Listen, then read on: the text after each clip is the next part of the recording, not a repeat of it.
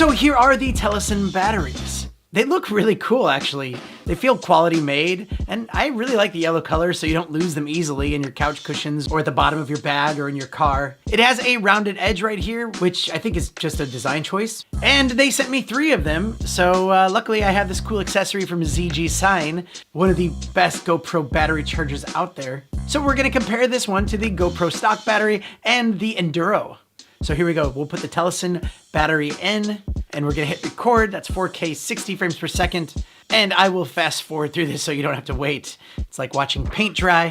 The battery at 20 minutes is at 55%. So we'll let the screen time out after 2 minutes and we'll check again at 30 minutes. And 30 minutes, it's at 18%, which is actually lower than I expected. And what we'll do at 30 minutes is we'll keep the screen on this time just to let it drain a little bit quicker. But here is where it gets really weird. It looks like the battery is draining really quickly. You got, 5%, 4%, 3%, 2%. But when it gets to 1%, it stays on 1% for over 5 minutes.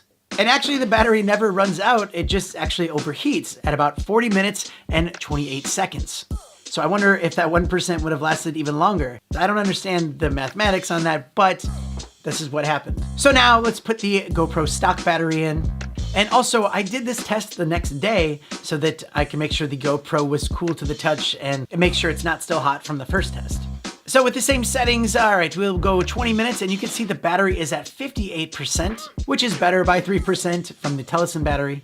At 30 minutes, it's at 36%, which is double what Telesin was at. But it didn't last much longer because it overheated at 32 minutes and 13 seconds.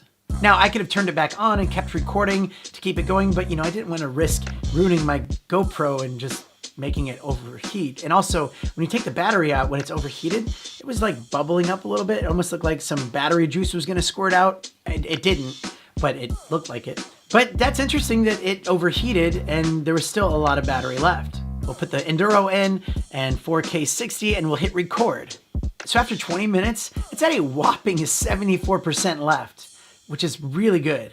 So now we will let it get to that 30-minute mark and check again.